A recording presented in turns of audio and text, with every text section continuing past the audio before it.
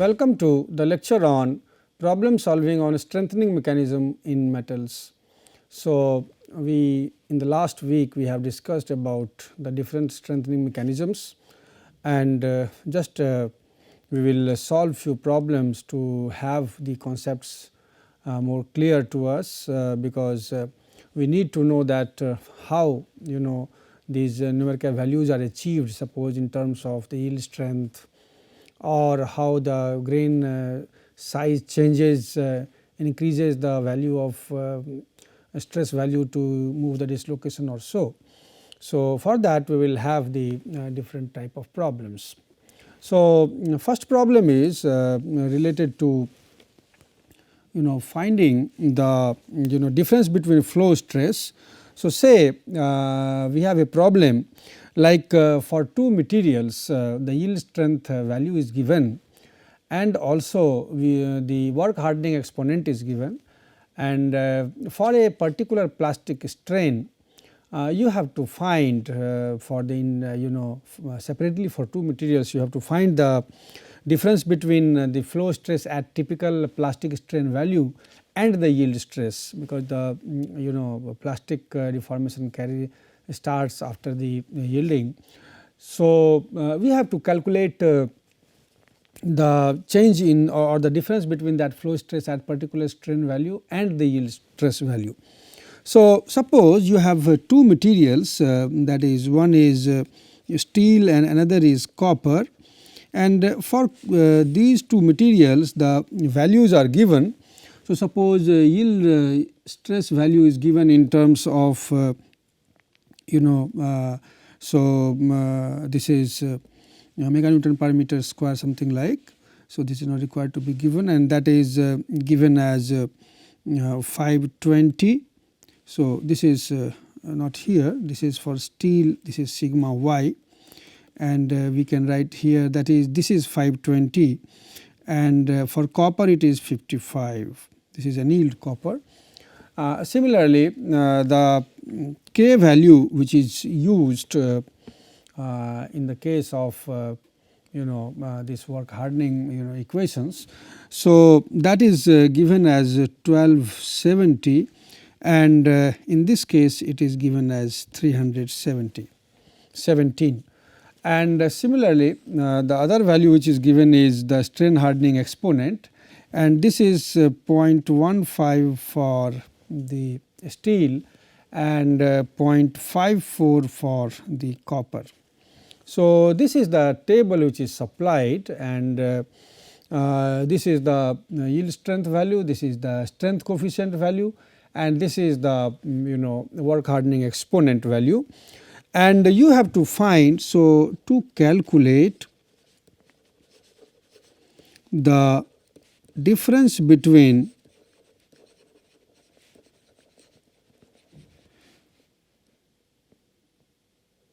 flow stress values, flow stress at 0.1 plastic strain and yield stress for two metals. So, suppose if you have so you have to revise that concept, and we know that that will be, say, flow stress is nothing but K into epsilon raised to the power n.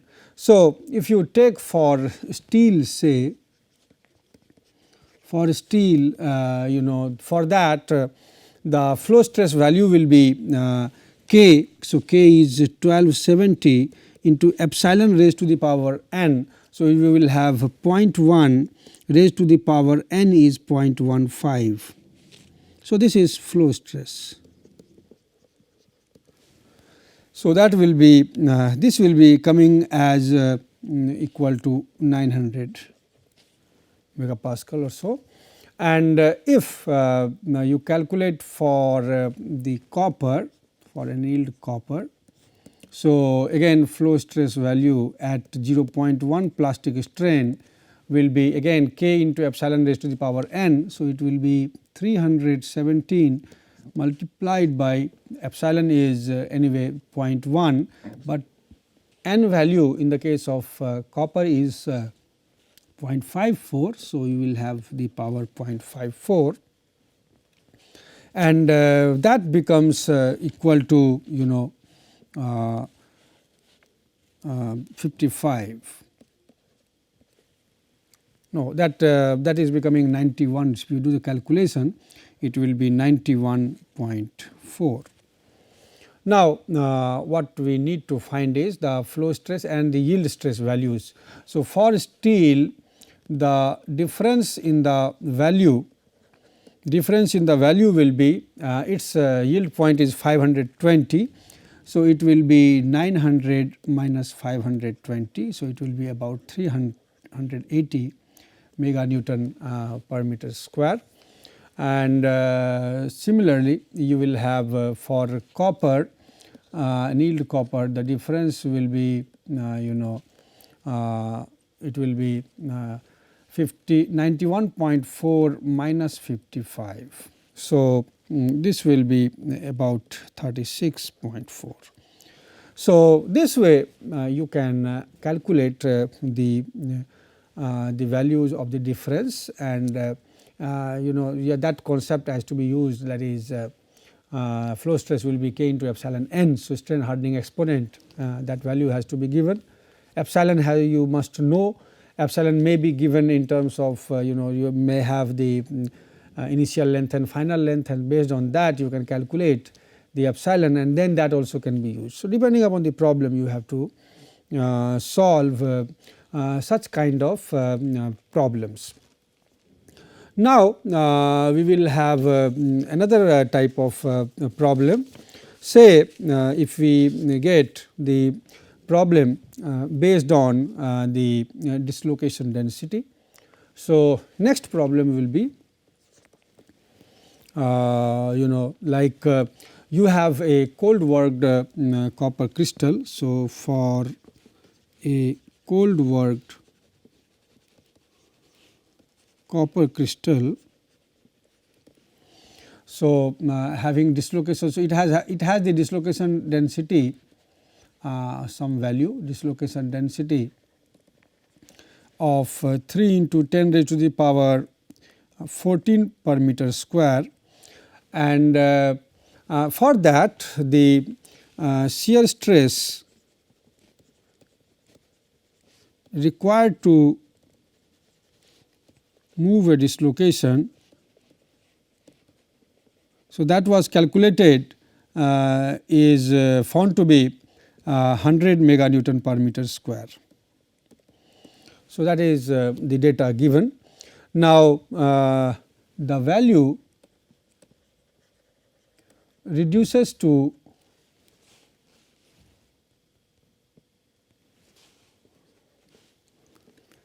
one mega Newton per meter square on annealing. So, this is when you anneal the material, in that case it reduced to 1 mega Newton per meter square. It means that when once we know that when we do the annealing, it becomes soft. So, you can think of this value as the stress required when the dislocation is not there. So, this is the constant value which is used in that equation. So, you have to find, so to find stress required to move dislocation,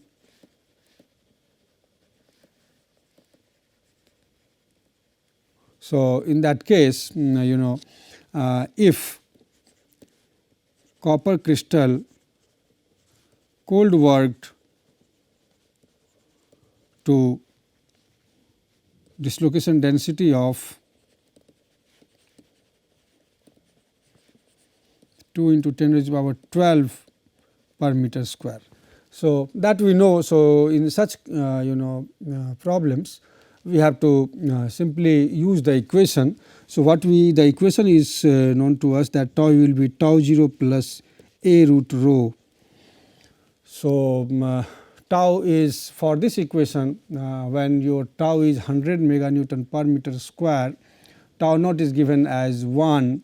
So, it will be A and rho is given as 3 into 10 raised to the power 14. Now, you have to find the tau that is required.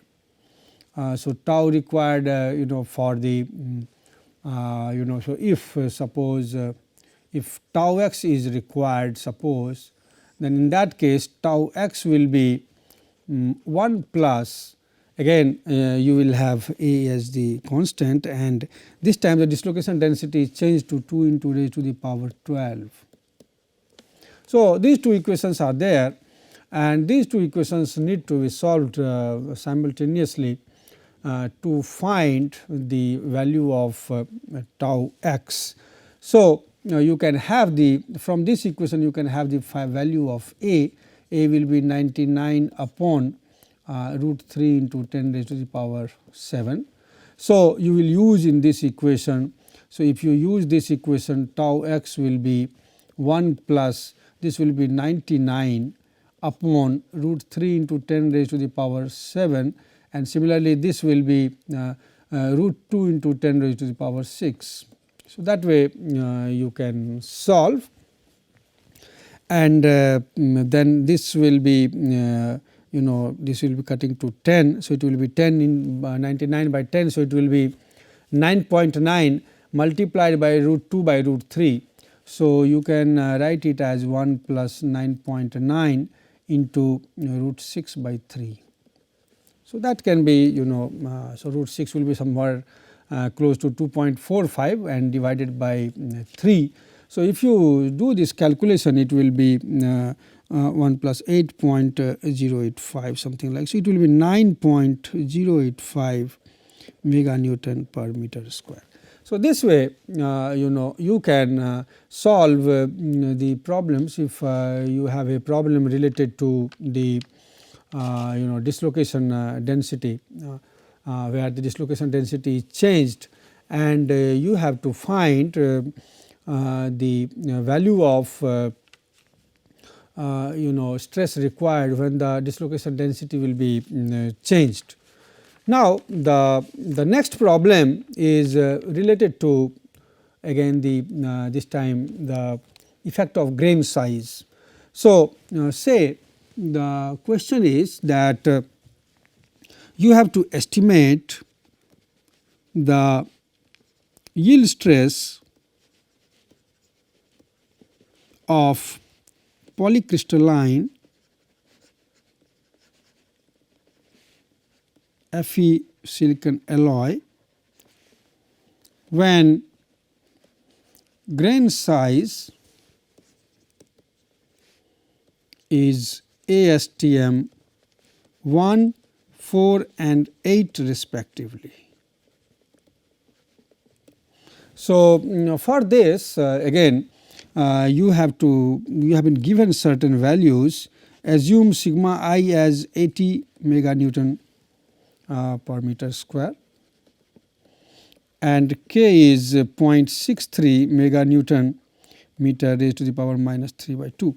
So, using these values you have to find the yield strength, yield stress of polycrystalline iron silicon alloy, 3% silicon alloy is there, and the grain size is ASTM 1, 4 and 8. So, we must have the concept of ASTM numbers, and accordingly we have to calculate once you know the grain size that is D, then in that case we can calculate the values. So, suppose what we have understood is, normally when you go from ASTM 1 to ASTM 2, the grain size will decrease by a factor of root 2. So, that is the rule for the ASTM number. We have already defined it. So, and as we know that ASTM 1 grain size is somewhere close to 0.254 millimeter size. So, that is the diameter for the ASTM 1 grain size. So, and also so in that case once you know the grain size, then you will have the finding of yield stress at those values sigma I plus k into d. Once you know the d, so it raised to the power minus half. So that is how. So your equation becomes like sigma y will be sigma I plus k into d raised to the power minus half. So d is in terms of meter. So in this way we get the value of so ASTM 1, as we know, we have understood that it is normally defined for at 100x, and then based on that we calculate these values of number of grains are there in per square inch, and based on that we find the value in mm. So it comes to the order of 0.254 mm.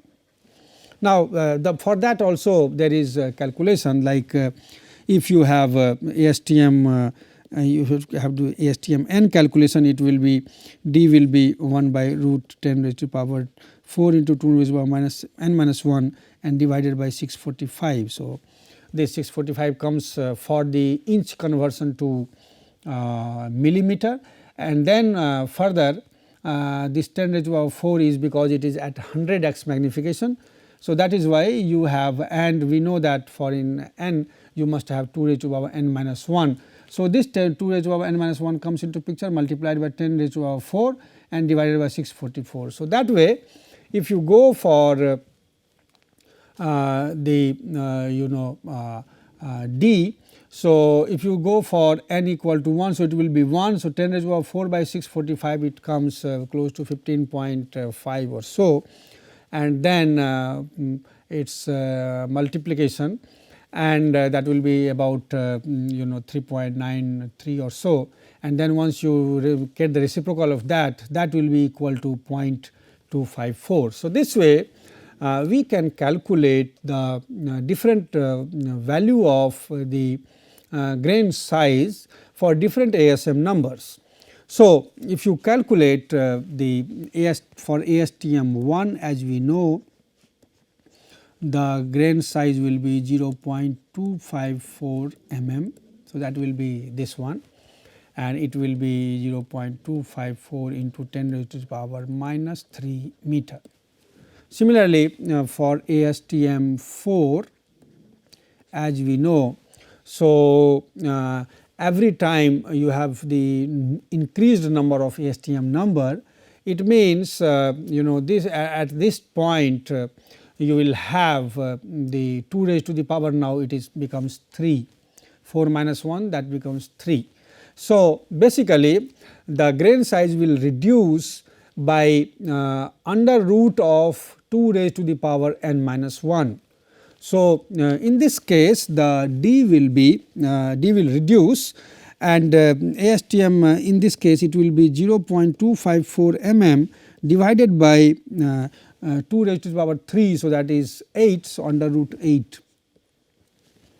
So it will be that accordingly you will have you can have it like 2 root 2. So 0.127, and then below also root 2 is there. So you can have root 2 by in fact 4. So accordingly you can have the d values, and in that case you get the value of 0.089 mm. So this is ASTM 4. Similarly if you have ASTM 8, again in ASTM 8 you will have d as 0.254 divided by root 2 raised to the power 7. So 0.254 divided by 2 raised to the power 3, so 8 into root 2. So 0.7, with that you will multiply it, and once you you will divide it, so it will be something like 0.03, and then again further you multiply with 0.7. So that way it will be coming as 0.022 mm, something like that. So what you will do, so you can simply put in the equation and you can have the calculation of the yield stress. So, yield stress calculation can be very simple. So, for ASTM 1 case, your yield stress value will be it will be sigma I given as 80 and plus you will have k value given. So, it will be 0.63 and then you will have d value. So, d value is calculated as 0.254 into 10 to the power minus 3 raised to the power minus half. So, if you do that, if you do this calculation, then you will get it as this as 40.4. So, it becomes 120.4 mega Newton per meter square. So, this way you can calculate these values. So, without calculating even the value of d also, actually you can have this expression only and use it in the equation.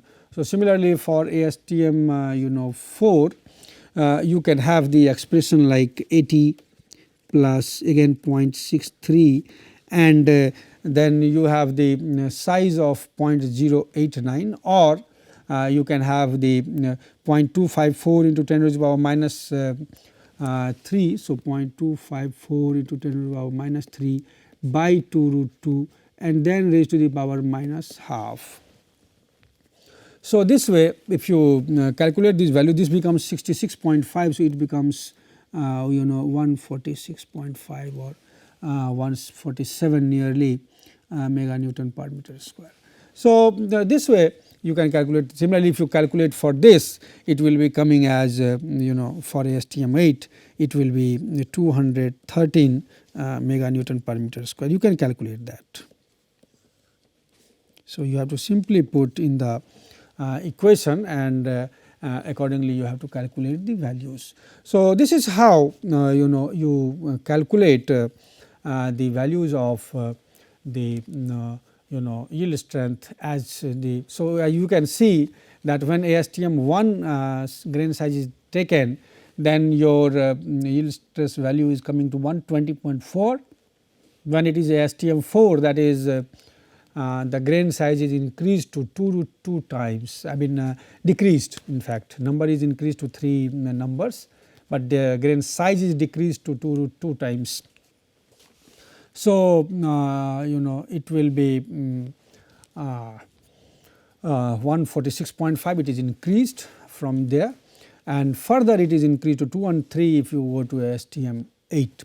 So, maybe if you are to find, so now it will be clear that if you may have to find the grain sizes. So, if you have to calculate mean grain dia corresponding to ASTM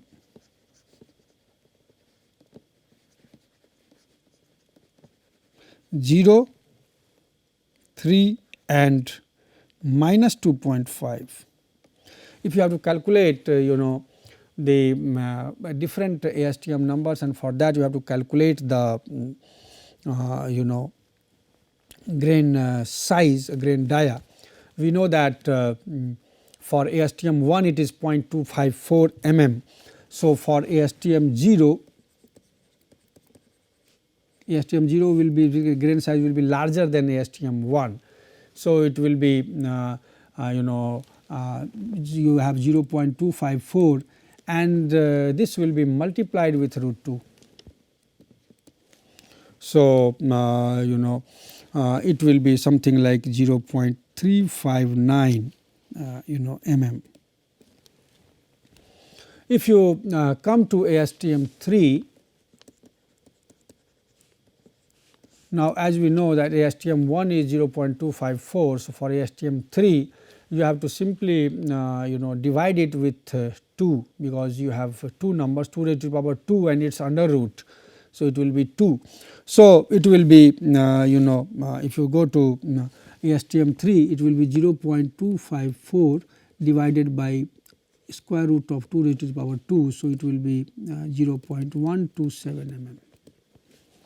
And if you take ASTM minus 2.5, now in this case the grain size will be further larger than ASTM 0.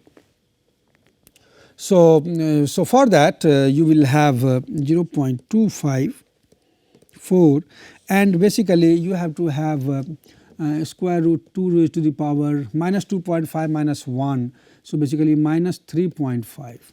So, in fact you have to multiply this with square root of 2 raised to the power 3.5, and it will be coming as somewhere close to 0.85 mm. So, this way you can calculate the different values of the grain diameter for different ASTM numbers. Next question is that suppose you have a problem like if suppose a grain size of ASTM 7 is refined to ASTM 14 for mild steel. So, estimate increase in yield strength.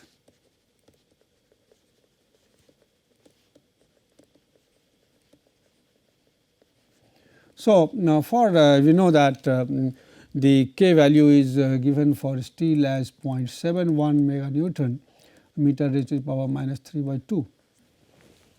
So, as we know that you will have for one grain size you will have the yield stress value calculated, like sigma y will be sigma I plus K into D raised to the power minus half.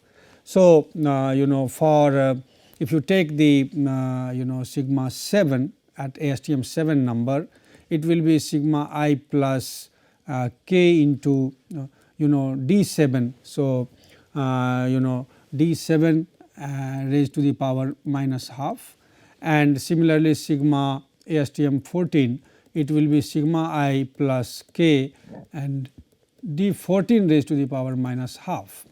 Now, D 7 and D 14 has to be calculated. So, you have to now the D 7 will be 0.254. So, D 0.254 is for ASTM 1, and if you go for D 7, so it has to be divided by square root of 2 raised to the power 6, that is 2 raised to the power 3 you have to divide. So, so you can directly calculate sigma 14 minus sigma 7, it will be, so this will cut and you will have K into D 14 raised to the power minus half minus D 7 raised to the power minus half. So, K value you know, and now we can directly calculate the value. D 14 will be, so as we know it will be 0.254, so that is n to the power minus 3, this is the meter, and this divided by root of 2 raised to the power 13, and then this power of minus half. Similarly, you will have D 7. So, for that you will have 0.254 into 10 raised to the power minus 3, and then divided by root 2 raised to the power. So, this 7, so you will have to have the that divided by 2 to the power 6. So, this again minus half, and then you will multiply that. So, basically it will be coming. So, if you see this value will be coming as close to 596, and and this will be coming close to 171 or you have to multiply. So, 177, so like that it may come. So, we can even not write that. So, basically if you calculate this value, whatever comes here, that will be coming close to 300 meganewton. You can check it. So, this way you can calculate the change in the yield strength value if there is change in the grain size. So, similarly you may have another type of examples like for any mild steel specimen. Suppose we may have another problem like you have a mild steel specimen and it has so suppose you have a mild steel specimen and you are basically you have the grain dia of 0.3 0.03 mm and it is refined to 0.003. So, it is refined to 0.003 mm. So, what will be the increase in the yield strength? So, again you have to use the similar formula like sigma 1 or sigma yields for this value, sigma yield for that value, and that will be again equated to so you have to simply give the values. So, you will have sigma 1 as sigma I plus k into you will have d. So, d in this case will be 0.03 into 10 to the power minus 3 raised to the power minus half. Similarly, sigma 2 will be sigma I plus k into 0.003 into 10 to the power minus 3 raised to the power minus half. So, simply you have to calculate sigma 2 minus sigma 1 and in this case you will have simply k into this minus this. So, you will have k again you know that it is 0.71 and then you multiply and do it 0.003 into 10 to the power minus 3 and this raised to the power minus half minus 0.03 into 10 raised to the power minus 3 and this raised to the power minus half. So, if you do the calculation you will get somewhere close to 275 meganewton per meter square. So, that way you can practice more and more problems. You can have the concept of the grain size, you can have the concept of dislocation densities, you can have also the concept about the length which comes into while discussing the dislocation. So, based on that you can calculate these dislocation densities and you can solve problems and that will help you when quantitatively you have to deal with the problems where basically the strengthening has to be achieved up to certain level by increasing the yield stress values or so. So, what mechanism is used and how it is used, that will be more clear to you in the near future. Thank you very much.